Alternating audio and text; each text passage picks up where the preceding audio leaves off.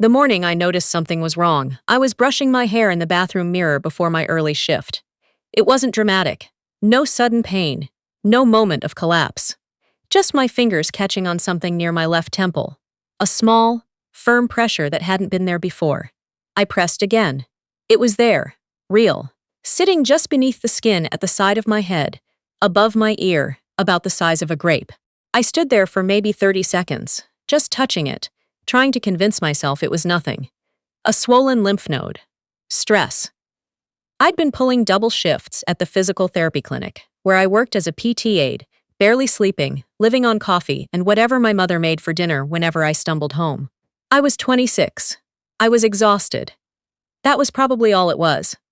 I covered it with my hair and went to work. I didn't tell anyone for 3 days. The thing about growing up in my family is that illness wasn't something you talked about. Not really. My mother had this way of listening to you describe a symptom. Headache, stomach pain, tired all the time, and nodding very slowly, the way someone nods when they've already decided you're wrong. She wasn't cruel about it. She just had this unshakable belief that most of what ailed you was in your head, and that the cure was to keep moving. Her own mother had been the same way. It was almost a point of pride, how little they needed doctors. My father had left when I was 11.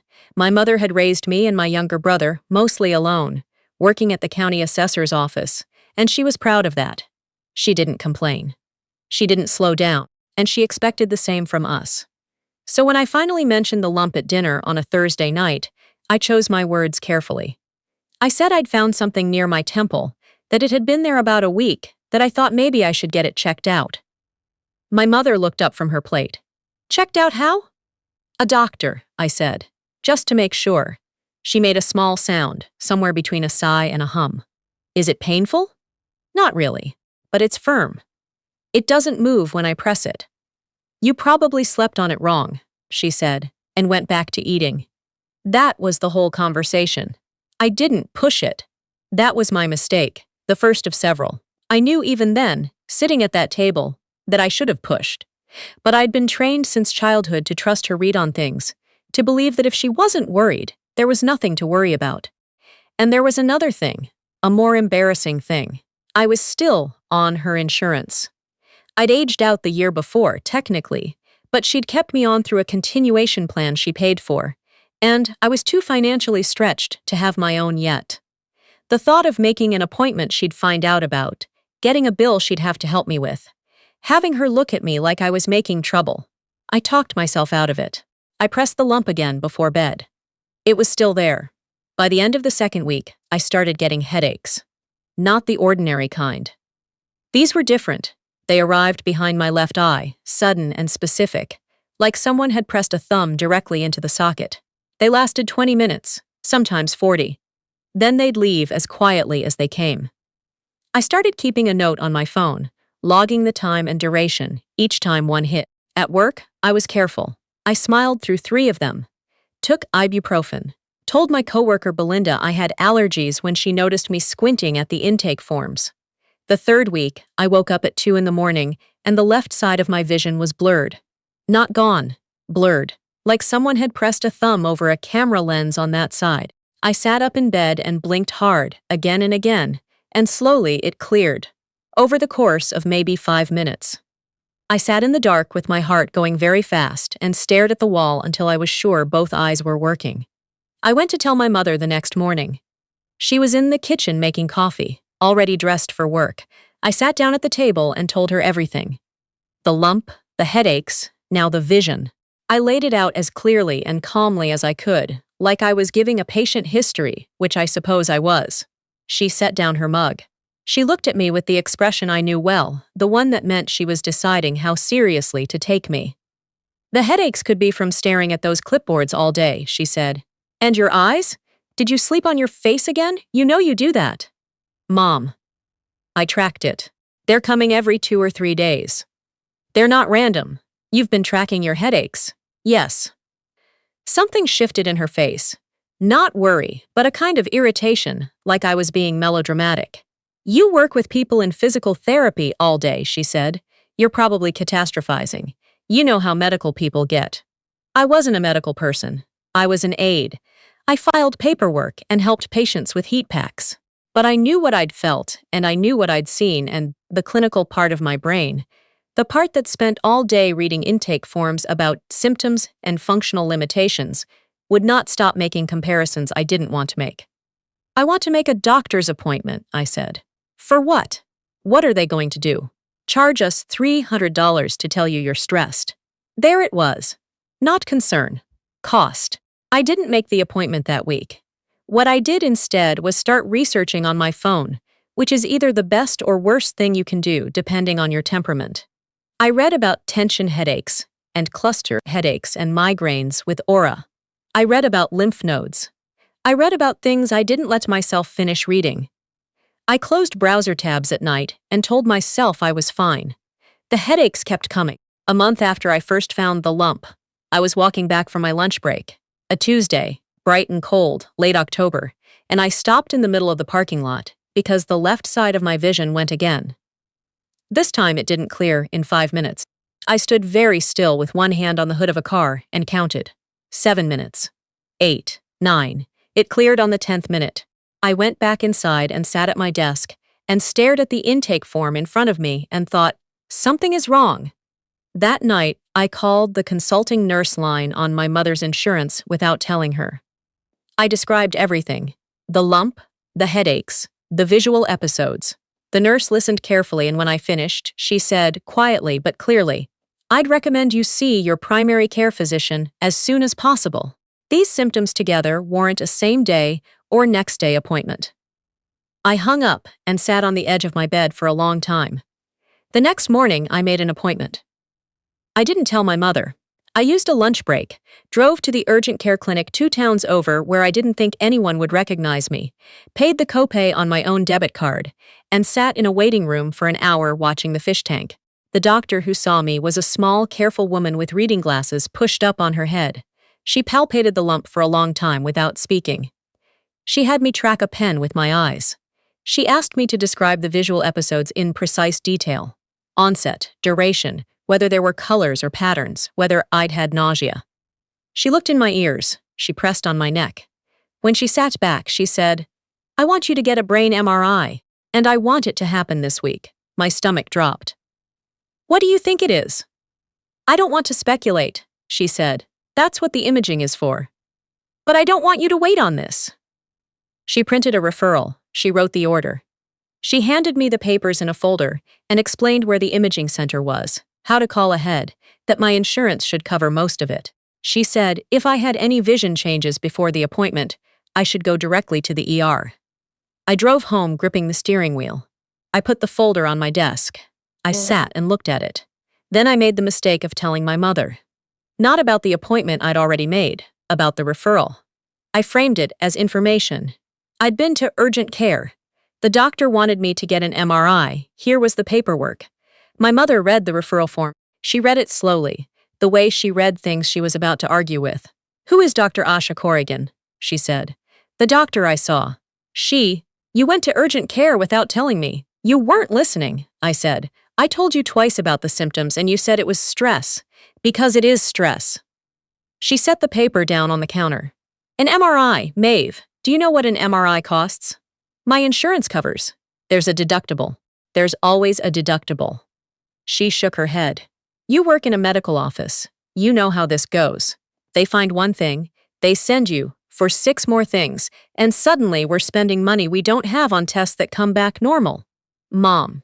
She said she doesn't want me to wait. She doesn't know you. She's covering herself legally. My mother picked up the folder and set it aside under a magazine, the same way she'd done with things she was done discussing since I was a child. I'll call Dr. Finney's office tomorrow and see if we can get you in for a regular checkup. That's the right way to do this. Dr. Finney was the family GP. I'd seen him twice in my life.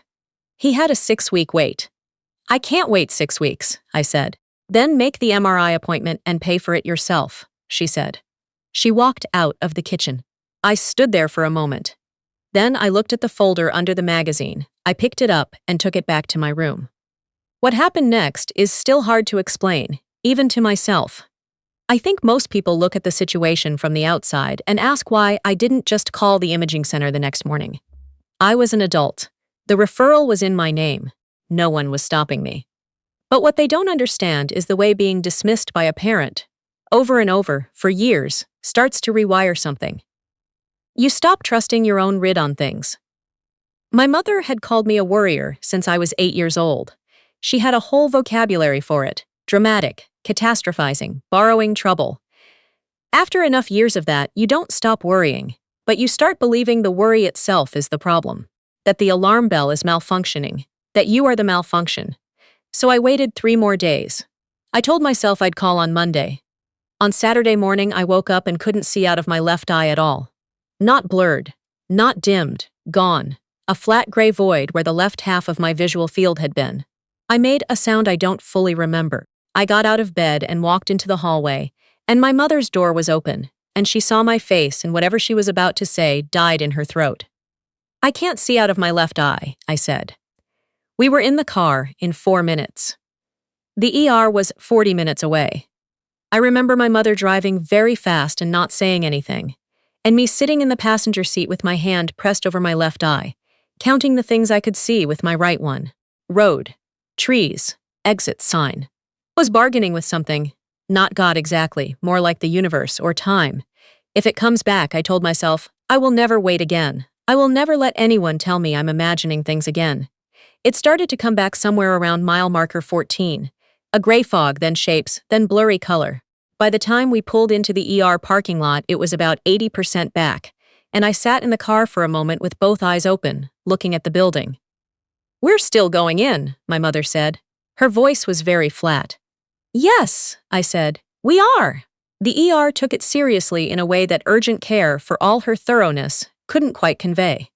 Within an hour, I was in a room with a neurologist resident named Dr. O.C. Bonsu, who had the specific kind of focused calm that told me he'd already looked at my chart and formed a hypothesis. He examined my eyes with instruments I'd seen patients use but never had pointed at me before. He asked about the headaches, he asked about the lump. He ordered an MRI and a CT scan, both, stat. I texted my mother from the imaging room. "They're doing the scans now. Please don't call and ask them to stop." She didn't respond for 11 minutes. Then she wrote, "I'm not going to do that." I don't know what she was thinking in those 11 minutes. I lay in the MRI machine and listened to the knocking, and thought about the PT patients I'd worked with. The ones who came in after strokes, after TIAs, after long-ignored symptoms that had finally made themselves impossible to dismiss. I thought about how I'd helped them with their exercises, and never once really understood what the waiting felt like before. The not knowing. The machine banging around your head while your whole life arranges itself into a before and after. Dr. Bodvansu came in when I was back in my room, my mother sitting beside me. He had a tablet with the images on it. He sat down, which I'd learned meant the news required sitting. "We found a mass," he said, "near the left temporal lobe, pressing on structures that affect vision and produce the headaches you've been experiencing." My mother made a sound. "What kind of mass?" I asked. "We believe it's a meningioma," he said. "A tumor of the meninges, the lining around the brain, not the brain tissue itself. Based on the imaging characteristics, we believe it's benign. But it needs to come out. The pressure it's been putting on your optic nerve and surrounding tissue is what's been causing your visual episodes, and it will continue to worsen." Benign. I grabbed onto that word. "How long has it been there?" my mother asked. Her voice was strange. Tight. "Hard to say precisely," he said. "Given the size and the duration of her symptoms, months, possibly longer." The room was very quiet. My mother turned to look at me, and I saw something on her face that I had never seen before. Not guilt exactly. More like the slow, terrible arithmetic of what she had done and hadn't done, being calculated in real time. She opened her mouth and then closed it. I looked at the doctor. What happens next? What happened next was 2 weeks of pre-surgical consultations, a second opinion, at a hospital 2 hours away that confirmed everything, and a 3-hour surgery performed by a neurosurgeon named Dr. Castellano, who had a calm demeanor and very steady hands, and told me afterward that the removal had gone well, that the margins looked clean, that she was cautiously optimistic about a full recovery. I was in the hospital for 4 nights. My mother was there every day. We didn't talk about the months of dismissal, not directly, not in those 4 days. There was too much practical information moving in and out of the room: discharge instructions, medication schedules, follow-up appointments. My aunt flew in from Phoenix, and between the two of them, they made sure I was never alone. But there were moments: my mother sitting next to my bed on the third night, the room quiet. The hallway sounds distant and institutional.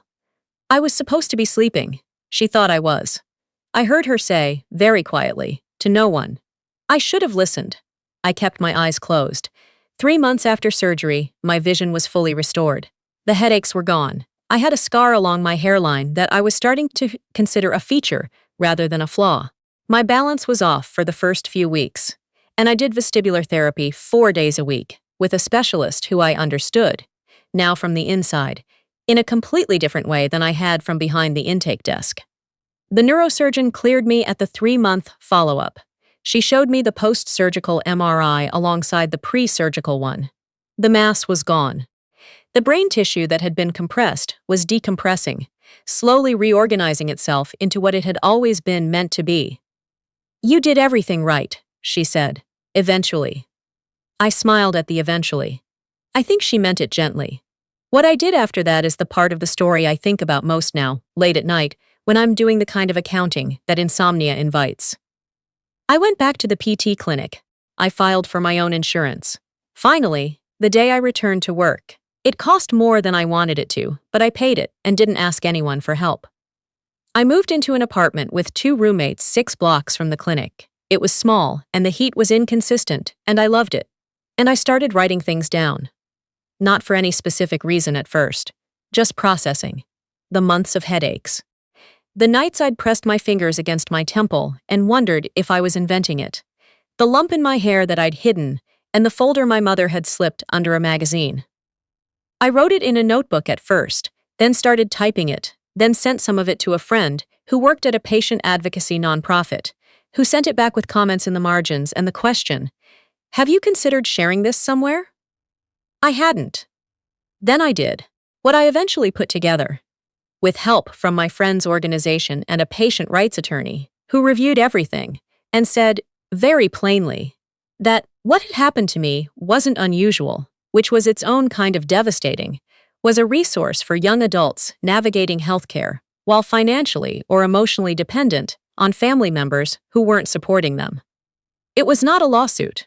It was not revenge in the dramatic sense. It was more like a door I wanted to prop open because I'd needed it myself and it hadn't existed. We called it the Referral Project. It ran out of a rented room in a community center and had 4 volunteers and a website that looked better than it had any right to given the budget. We helped people find low-cost imaging. We helped them understand their rights as adults in a medical system that sometimes, in practice, deferred to whoever was in the room with them and speaking the loudest. We helped them write down their symptoms in language that was hard to dismiss. We helped them make the call they'd been talking themselves out of. My mother came to the soft launch. She sat in the 3rd row and listened to everything. Afterwards, she found me by the folding table with the pamphlets, and she hugged me for a long time without saying anything. When she pulled back, her eyes were wet. I didn't understand how sick you were, she said. I know, I said. I should have. I know, I said again. I meant it both times. I know she didn't understand, and I know she should have. Both things are true. I've had to learn to hold them at the same time, the way you hold something hot. Carefully, without crushing it, aware the whole time that it can still burn you. The lump I found in my hair that September morning turned out to be a swollen lymph node responding to the tumor nearby. Benign itself. Gone on its own within a month of the surgery, as though it had just been trying to get my attention. I think about that sometimes. The way my own body was flagging the problem before I had the language for it, before I had the courage for it, before I had anyone around me willing to take seriously the message it was sending. I hear it now. I made myself learn how.